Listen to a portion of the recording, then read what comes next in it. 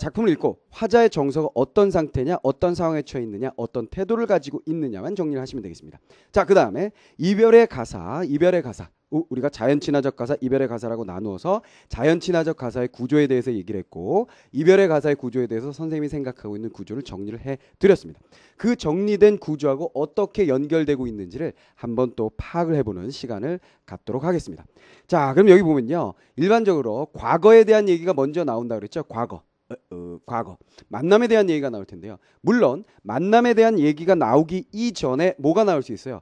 태어나면서부터 태어남과, 그렇죠? 출생과 태어남과 그 다음에 자람에 대한 얘기가 있을 수 있어요. 자라는 건 뭔지 알죠? 그러니까 어느 집안에 어떻게 태어나서 어떻게 자라났다. 규원가는 그것이 있느냐? 있습니다.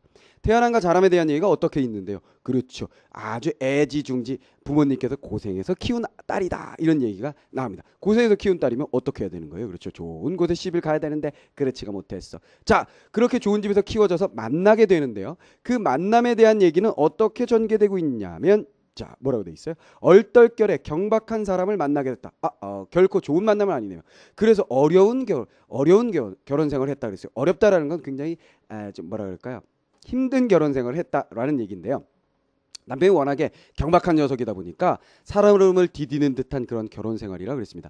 자, 일반적으로 여기 앞부분에서는 과거를 얘기하면서 그 과거는 만남과 행복했던 이야기들을 담고 있다라고 여러분들에게 정리를 해드렸었는데 얘는 좀 다르죠. 그렇죠. 행복했던 과거가 아닙니다. 행복했던 과거가 아니라 불행했던 과거였다라는 걸 여러분들이 기억을 해주시면 될 것 같고요. 자, 그 다음에 다음 부분은 뭐로 나갑니까? 만났으면 그 다음 뭐 해야 돼? 그렇지. 회자 정리, 이별을 해야 되겠죠. 이별에 대한 얘기가 나오는데요. 독특한 것은 님이 나를 버리고 어디로 간 것이 아니라 결혼을 했어. 이혼한 것도 아니야. 근데 어디 있는지 몰라. 집구석에 잘 안 들어와. 몇 달에 한 번씩 들어오는 것 같아. 무슨 말이겠습니까? 아내가 분명히 나임에도 불구하고 잘 쳐다보지도 않아. 뭐 이런 관계인 것 같습니다. 자, 그러면 이별. 그럼 그걸 꼭 이별이라고 해야 되나요? 라고 질문할 수 있겠는데 이별이라고 해야 됩니다. 임의 부재 상태. 마음이 떠난 것. 그렇지. 그 다음에 몸이 떠난 것. 모두 영혼이 떠난 것 모두 뭐가 되는 겁니까? 임의 부재 상태라고 여러분들은 봐주셔야 되겠습니다. 자, 그러면 그러한 이별의 원인으로서 제시되고 있는 것은 무엇이냐? 자, 뭐예요? 두 가지를 얘기하고 있는데요. 먼저 늙음이라고 그랬어요. 내가 워낙에 아름답던 시절은 다 가고 쪼글쪼글 늙어버려가지고 누가 과연 나를 사랑하겠니? 라고 얘기하는 부분이 있어서 이걸 하나의 원인으로 얘기했는데요. 그러나 이건 명백하게 직결된 어떤 원인이라고 보기는 어렵습니다. 그냥 자기가 거울을 보고서 야, 이렇게 못생겼으니 내 남편이 내 얼굴을 안 볼 만도 해. 이런 생각을 하고 자격지심이 있을 뿐이지 실제적인 원인이라고 보기는 어려워요. 왜 그러냐면 처음 만났을 때부터 이 남편은 경박자이었고, 그렇죠? 나쁜 놈이었습니다. 경박자였고 아내를 잘 돌보지 않는 스타일이었을 것이라고 우리가 추리를 할 수가 있거든요. 충분히. 그래서 이 늙음이라는 것은 자격지심에서 나온 원인인 거지 실제적인 진실한 원인은 아닌 것 같고, 진정 원인은 뭐예요? 남편의 바람기인 것 같습니다. 그렇죠. 바람둥이 녀석이에요. 한마디로 지금 현대적인 의미로 보면 날라리, 날라리, 제비 뭐 이런 거라고 보시면 되겠습니다. 깡패, 조폭 뭐 이런 거라고 보시면 되겠어요. 알겠죠? 자, 그 다음에 설마 이 강의를 깡패나 조폭이나 날라리, 제비가 듣고 있진 않겠죠. 그러니까 날라리, 제비, 깡패, 조폭을 제가 욕해도 뭐 화낼 사람은 없겠죠, 당연히. 자, 그 다음에 이별을 했어요. 이별을 하면 그 다음에 본사의 내용을 주로 장식하는 것이 뭐라고 그랬어요? 그리움이라고 그랬습니다. 자, 그런데 그 그리움을 어떤 식으로 전개시키는지가 중요하다고 그랬죠? 어떤 식으로? 계절의 변화에 따라서 전개시키느냐? 장소의 이동이냐? 내면에서 외면이냐, 외면에서 내면이냐 등등을 생각을 해야 된다. 그렇게 얘기를 했습니다. 자, 그런데 여기 보시면 어떻게 돼 있어요? 하루, 한 달, 사계절, 계절에 대한 얘기가 살짝 꼭 나오고 있습니다. 그 사계절 내내 이미 그리워서 죽겠어요 하는 얘기가 나오고요. 그 다음에 꿈에 대한 얘기가 있느냐? 꿈에 대한 얘기가 있습니다. 그런데 꿈에 대한 얘기가 본사에 있진 않고 결사 부분으로 넘어가요. 결사 부분으로 넘어가고요. 그 다음에 여기에 악기가 나옵니다. 악기라는 것이 옵션으로 붙어서 어떤 역할을 한다고 그랬어요? 그렇지. 슬픔을 달래는 역할, 즉 전환점의 감정의 전환점의 역할을 하게 되는데 성공하는지 못하는지 우리 한번 확인을 해보도록 합시다. 미리 말씀드리면 역할을 제대로 못합니다. 전환점이 아니라는 것이 아니고요. 여기서는 전환점의 역할을 해야 되는데 제 역할을 못했다라는 얘기가 되겠습니다. 그만큼 슬프고 괴로웠다는 얘기겠죠. 자, 그 다음에 마지막 부분 뭐예요? 이제 꿈 갔으면 뭐가 돼야 돼? 그렇지. 영혼으로서의 만남, 영혼으로의 승화가 나타나야 되는데 그것이 나타나지 않고 임에 대한 원망으로 결말을 짓게 됩니다. 임에 대한 원망으로 마무리를 짓게 되는데요. 그 원망보다 더 큰 것은 뭐라 그랬어요? 여기 보시면 원망보다 더 큰 것은 그리움이고요. 그 다음에 영혼으로의 승화되는 것은 나타나고 있지 않군요. 자, 그래서요. 일반적인 구조를 그대로 지키고 있음에 틀림이 없네요. 자, 금지옥엽으로 키워서 만났고, 그렇죠? 그 다음에 이별을 했고, 그리워하고, 영혼은 나오지 않지만 어쨌거나 임에 대한 원망으로 마무리를 짓고 있습니다. 자, 이 부분만 조금 독특하게 이전에 우리가 보았던 삼인국이나 송민국의 일반적인 틀이라고 여러분들에게 말씀드렸던 그 일반적인 틀이라고 말씀드렸던 그 구조를 완벽하게 지키진 않고 있군요. 그리고 옵션이라고 얘기했던 악기 연주가 들어가 있고요. 그렇죠. 그 악기 연주가 결국은 전환점의 역할을 하기 때문에 이 작품은 기승전결로 나눠서 이 부분이 전환 부분이 되고 있습니다. 자, 그럼 한번 작품 들어가 보도록 하겠습니다. 차근차근 또 한번 뜯어 보자고요. 자, 첫 번째 기 부분 들어갑니다. 기의 첫 번째 부분입니다. 자, 엊그제 젊었더니 쉽습니다. 현대어하고 거의 비슷해요. 엊그제는 젊었었는데 하마 자주 나오는 시어죠. 그렇지. 이렇게 자주 나오는 시어들은요. 여러분들이 반드시 그냥 기억을 해 주셨으면 좋겠습니다. 그렇죠. 뜻을 그냥 알아주셨으면 좋겠다는 얘기예요. 암기해달라는 얘기가 되겠는데요. 보통 선생님이 문학은 국어는 암기사항이 없다 그랬는데 요 정도는 숙지 정도? 그 정도. 그렇죠. 벌써. 그렇죠. 자, 요 정도. 요런 걸 기억을 해두면 많은 작품에서 자꾸 나오니까 또 다른 작품에서 보았을 때 이해하기가 좀 더 쉽다는 얘기예요. 그렇죠? 자, 엊그제 젊었는데 벌써 어찌 다 늙었느냐. 소년 행락 생각하니 소년 요거 전에 말씀드렸었어요. 그렇죠. 뭐에서 말씀드렸냐면 한림별곡에서 그렇죠. 정소년아 나오는데 그 소년을 꼭 남성으로 볼 필요는 없다 그랬죠. 여기서도 마찬가지. 규원가. 그럼 뭐가 되는 거예요? 규원가니까. 이거 여성임에 틀림이 없죠. 그죠? 여성인데 여기 웬 소년? 이건 뭐야 이상하다 얘 트랜스젠더 이런 거 아니라 그랬죠. 뭐라 했습니까? 과거에는 소년이라 해도 남성과 여성 구분 없이 사용을 했었던 것으로 보인다 그런 얘기라 그랬죠. 소년행락 그러니까 여기서 뭐예요? 소년행락이라는 것은 어린 시절에 즐거움을 누렸던 것을 생각하니 일러도 속절없다 그랬어요. 자, 그러니까 뭐예요? 늙음과 그렇죠 소년 젊음 사이에 대조 그렇지. 그리고 뭐예요? 속절없다 부질없다 이런 얘기죠. 부질없다 결국 뭐예요? 슬프다 서글프다 이런 얘기죠. 여기 구체적으로 나오네요. 늙어서야 서러운 말씀을 하자니 목이 맨다. 자, 그렇다면 우리가 예측할 수 있게 되네요. 기 부분에서는 이야기를 꺼내는 부분이니까 이후에 이어질 내용이 어떤 내용인지를 그대로 그대로 정리를 예측을 시켜주는군요. 암시를 해줍니다. 어떻게? 늙어야 서른 말씀에 대해서 뒷부분에서는 얘기할 거예요. 젊은 날은 다 가고 이젠 늙게 되어서 서러운 사연들이 있는데 그 서러운 사연들을 내가 지금부터 여러분들에게 전달해 줄게요 라는 얘기인데요. 그 서러운 사연들을 하자고 하니 어떻게 된다고요? 그렇죠. 목이 메인다 그랬어요. 목이 메인다. 슬프다 이런 얘기죠. 알겠습니까? 자, 그러면 단순하게 보면 이 부분은 늙어서 서럽다라는 얘기가 되겠네요. 늙어서 서럽다. 그렇죠? 늙어서 서럽다라는 얘기로 정리가 되겠는데요. 정리해 볼까요? 늙어서 서러운 이야기를 꺼내려니 목이 맵니다. 자, 요런 얘기입니다. 뒤에 이어질 얘기 뭔지 알고요. 자, 그러면 다음 기 첫 번째 부분 했으니까 두 번째 부분은 넘어가 볼까요? 자, 기의 두 번째 부분입니다. 부생 모육 신고하여. 자, 무슨 얘기인지 알죠? 부생 아버님이 나를 낳으시고 어머님이 나를 키우셔서. 자, 무슨 얘기인지 알죠? 생물 시간에 잘 떠올려 보면 아버지가 낳고 어머니가 키우시는 건지 뭔지 알 겁니다. 아버지가 씨를 뿌리시고 그렇지. 어머니가 그 씨를 받아서 뱃속에다 키우시게 되잖아요. 그래서 부생모육이라는 말이 오히려 과학적으로는 더 맞는 말인 것 같습니다. 어쨌거나 아버님이 날 낳으시고 어머님이 날 키우셔서 신고 이거 뭐예요? 그렇지. 특정 어떤 상품 이름이기도 한데요. 그렇죠. 여러분들과 선생님이 즐겨 먹는 그 라면 있죠. 그 라면에 딱 써 있는 신자입니다. 그렇죠. 매울이죠. 그렇죠. 매웁다 이런 뜻입니다. 그죠? 그다음에 고는 뭐예요? 쓸 거죠. 그렇지, 쓸 거. 무엔 한자 공부하고 그래요.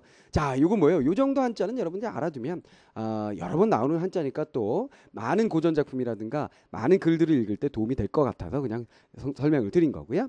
자, 그렇다면 뭐예요? 아버님이 날 낳으시고 어머님이 날 키우실 때에 고생 하셔서 이 내 몸 길러낼지 역시 뭐예요? 과거의 이야기로부터 시작하고 있군요. 그렇죠. 과거의 이야기로부터 시작하고 있습니다. 그 과거는 태어날 때부터 그렇지 낳는 데부터 나왔잖아. 낳는 데부터 자라는 데까지 나가고 자라는 데까지 이어져서 현재까지 올 것 같습니다.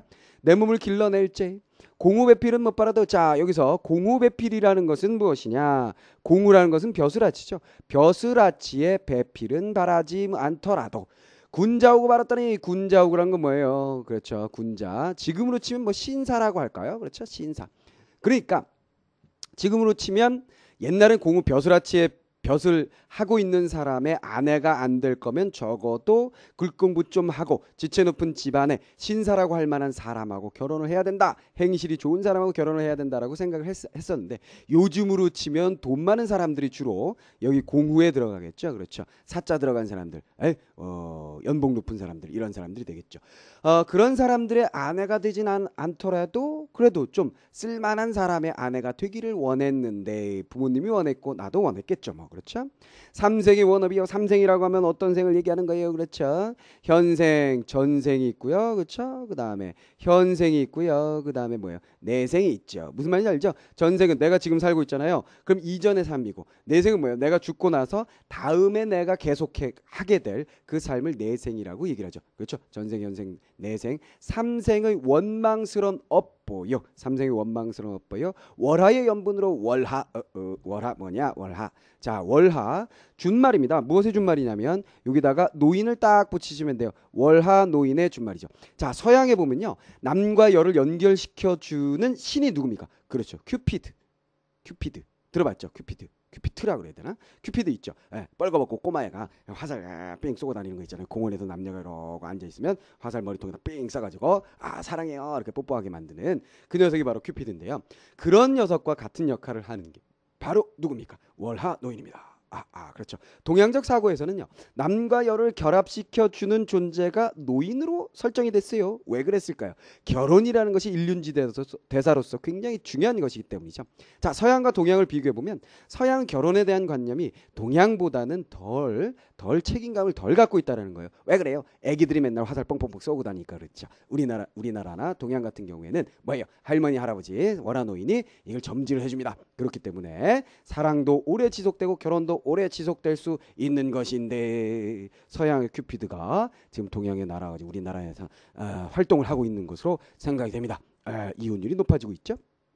자, 어쨌거나 월하의 연분으로 월하 노인의 연분으로 월하 노인이 인연을 맺어준 것으로서 운명적으로라고 보시면 되겠네요. 그럼 결과적으로 월하의 연분이라는 것은 뭐라고 보면 된다? 운명적으로 이런 운명이 왜 업보로서 운명적으로 점지된 것이네요. 그렇죠? 장한 유협 경박자를 꿈같이 만나시오. 장한 유협. 자, 유협까지는 그래도 좀 괜찮아요. 장안이라는 건 서울 혹은 도심이라고 보시면 되겠고요. 옛날 막 장거리 이런 데라고 보시면 되겠습니다. 자, 그다음 유협이라는 것은요. 의협심이 강한 장쾌하고 의협심이 강한 녀석이에요. 그러니까 멋진 남자 쾌남이야. 쾌남. 그렇지. 그런데 뒤에 뭐가 붙었어? 경박자가 붙었지. 그럼 뭐가 되는 거야? 이거 깡패, 조포, 날라리가 되는 겁니다. 요게 알겠죠? 경박자. 경박자를 꿈같이 만나 있어. 여기서 꿈같이라는 건 어떤 뜻으로 쓰인 거겠어요? 그렇죠. 꿈결처럼 너무나 환상적이었어. 이런 의미로 쓰이는 것이 아니라 뭐예요? 나도 모르는 사이에 얼떨결에 이런 얘기로 보시면 되겠습니다. 당시에 용심하기 당시에 결혼한 당시에 그를 만났을 당시에 용심 뭔지 알죠? 마음을 쓰기. 그렇죠. 살아가기가 살얼음 디디는데 살얼음 어떤 건지 알죠? 살얼음 살짝 얼었으니까 딱 디디면 이렇게 부서져서 물에 빠질 가능성이 높죠. 그러니까 조심스럽다 이런 얘기로 보시면 되겠습니다. 용심하게 마음쓰기가 굉장히 조심스러웠어요. 왜? 경박자잖아. 그렇지. 내가 조금만 밑보이면 에이 속 터져 나갈래. 그러면 막 술집 가서 술집 여자랑 놀고 말이야. 그렇지. 내가 밥이라도 이렇게 하는데 뭐 이렇게 태워 먹었다. 그럼 막 때리고 막 이럴지도 모른다는 얘기예요. 그렇죠. 그래서 살얼음을 디디는 것 같았다라고 정리를 할 수가 표현을 한 것이 되겠습니다. 자, 그러면 또 쉽게 한번 앞부분 좀 간단했으니까 넘어가고 여기 한번 쉽게 한번 정리해 볼까요? 부모님이 날 낳으셔서 어렵게 키우시면서 공우배필 벼슬아치의 아내는 아니더라도 그래도 군자 정도 되는 사람의 아내가 되기를 바랬었는데 이게 어쩐 일인지 삼생의 원망스러운 업보에 의해서 운명적으로 월화노인이 점지해준 장한유역 경박자 참 경박한 녀석을 얼떨결에 만났을 당시 마음쓰기가 마치 살얼음 디디는 것 같이 조심스러운 그런 상황이었다. 그렇다면 여기는 만남과 그 다음에 신혼초라고 얘기할 수 있겠는데요. 그 신혼초가 굉장히 불행했던 것으로 보여집니다. 자, 정리해볼까요? 경박한 사람을 얼떨결에 운명적으로 만난 거예요. 운명으로 요거 얼떨결에 만났다 그랬는데 요 만남을 운명으로 분명히 받아들이고 있다라는 거 여러분들이 생각을 하셔야 되겠고요. 그 다음에 힘들게 지냈다. 이게 뭐예요? 일반적으로 행복한 과거를 얘기하는데 이 작품 같은 경우에는 불행한 과거라는 것이 독특하다. 요거까지 기억을 해 주시기를 바랍니다. 알겠죠? 자, 그 다음에 다음 기회 세 번째입니다. 자, 3528 겨우 지나. 3528 뭔지 알지요? 3528 뭐예요? 35, 15, 28, 26 15, 16살 겨우 지나서 천연여질 전로이니. 자, 이게 무슨 얘기냐면요, 여인들이 15, 16 요맘때 되면 사춘기 시절이 되면요 꾸미지 않아도 그 천연의 자연스러운 아름다움이 마구 드러납니다. 무슨 말인지 알겠습니까? 그러니까 여인이 가장 아름다운 때가 요 시기죠. 지금 이 작품을 공부하고 있는 사람 중에 대부분이 요 시기일 거예요. 그렇죠? 근데 한 19, 20 이렇게 넘어가면 이제 한 20살 넘어가면 이제 어떻게 좀 되겠지요. 어떻게 되는지 바로 뒤에 나옵니다. 자, 15, 16살 겨우 지나서 천연의 자연스러운 아름다움이 절로 나타나네. 이 얼굴, 이 태도로 역시 과거입니다. 15, 16 시절에 그 아름다운 모습과 용모로서 백년기약하였더니 누구하고? 그 경박자 놈하고 백년기약을 했어요. 뭘 했다는가? 결혼을 하였는데 년광이 후루라야 시간이 슉슉슉 지나가서 년광 해와 빛이 지나갔으니까 시간이 지나가서 조물이 다시 하여 또한 조물주가 시기가 많은 듯하여 봄바람 가을물이 배울이 북진하듯. 이거 뭐예요? 비유적인 표현. 무슨 뜻인지 알겠습니까? 봄바람과 가을물이 배틀에 북이 지나듯 이런 뜻이에요. 배울이 배틀에 북이 지나듯. 배틀에 북이 지난다는 건 무슨 뜻이냐면 배틀이 이렇게 있으면 옷감을 짜는 겁니다. 그럼 여기서 이제 가로 세로로 이렇게 나일실 뭐 시줄 해가지고 이렇게 실을 이렇게 엇갈려 놓았겠죠. 그러면서 얘를 이렇게 하나씩 이렇게 지나가면서 꾹꾹 눌러가지고 이제 옷감을 짜는 거예요. 근데 이 실이 이렇게 지나갈 때 그 실꾸러미를 넣는 그 나무 뭐라 그럴까요? 바구니? 나무 용기라고 할 수 있는 거. 이렇게 생겼어요. 이렇게 생겨서 여기 실이 있죠. 실이. 그럼 이걸 손으로 잡고서 슉 보내고 슉 보내고 슉 보내고 이렇게 해서 옷감을 짭니다. 방적기계다 이렇게 보시면 되겠는데요. 요 배틀에서 북이 지나가는 듯 하다라는 얘기는 결국 옷감 짤 때 잘 짜는 사람들은 요 배틀에서 북을 이렇게 움직일 때 굉장히 빠르게 움직이겠죠. 무슨 말인지 알겠습니까? 그러니까 배틀에 북이 지나듯이란 건 굉장히 빠른 속도로 움직이는 것에 대한 비유로 쓰이는 것입니다. 무슨 말인지 알겠죠? 그렇다면 여기서 봄바람 가을물이 배틀에 북 지나듯이라는 건 시간이 빨리 지나간다는 뜻입니다. 설빈화한 눈과 같은 그런 얼굴 피부. 그렇죠? 꽃과 같은 얼굴. 설빈 참 머릿결이군요. 눈과 같은 머릿결과 꽃과 같은 얼굴이다 이런 뜻이에요. 그럼 눈과 같은 머릿결이면 흰머리예요? 이거 아니죠. 무슨 말이에요? 눈이 반짝반짝하잖아요. 그렇죠? 반짝이는 머릿결과 꽃과 같은 아름다운 얼굴 어디 두고 35, 15, 28, 26 15, 16살 때 그런 천연의 아름다움은 이제는 어디 가고 면목 가증되거구나. 무슨 말인지 알겠죠? 면목 나 짝이 가증스럽게 돼서 볼품없이 되었구나. 내 얼굴을 내가 가만히 뒤다 보니 어느 님이 날 계시나 어떤 사람이 나를 괸소냐 나왔죠. 괸소냐 뭐예요? 사랑해 주겠느냐? 스스로 참괴하니. 참괴 무슨 뜻입니까? 부끄러워하니. 누구를 원망할 것이 없다는 얘기입니다. 내가 워낙에 늙어서 봐줄 만한 몰골이 아니기 때문에 님이 나를 외면하는데 누굴 원망하겠어? 이런 뜻으로 여러분들이 봐주시면 되겠습니다. 자, 여기도 정리해 볼까요? 15, 16 겨우 지나 아주 자연스러운 아름다움이 절로 일어날 때 그 아름다운 얼굴과 용모로서 100년가약 결혼을 하였는데 시간이 너무나 빨리 흐르고 조물주가 시기가 많았던지 그 빠른 시간 속에 아름다운 얼굴은 어디론가 사라지고 가증스러운 얼굴만이 남았구나. 이 내 얼굴을 내가 가만히 들여다보니 누가 나를 사랑할 수 있겠느냐. 너무나 부끄러워서 누구를 원망할 수조차 없을 것 같다. 그 얘기는 결국 누구를 원망할 수 없다는 얘기는 자기 자신에게 문제가 있다. 님을 원망할 필요도 없을 것 같다라고 보시면 되겠는데요. 일단 여기서 늙음의 한탄이라는 것이 이 작품에서는요. 님이 없어서 님에 대한 한탄 그리고 그리움에 대한 정서와 그 다음에 또 한 가지는 뭐예요? 늙음의 한탄이라는 것이 하나의 축을 이루고 있다라고 보시면 되겠어요. 무슨 말인지 알겠습니까? 자, 그러나 늙음의 한탄이라는 것이 더 큰 의미를 가지고 있는 것은 절대 아니라는 거 생각을 해주시고요. 자, 정리해 봅시다. 지금의 내 모습은 아름다움을 잊었으니 사랑받지 못함이 당연하다 정도로 정리를 하시면 되겠네요. 자, 지금까지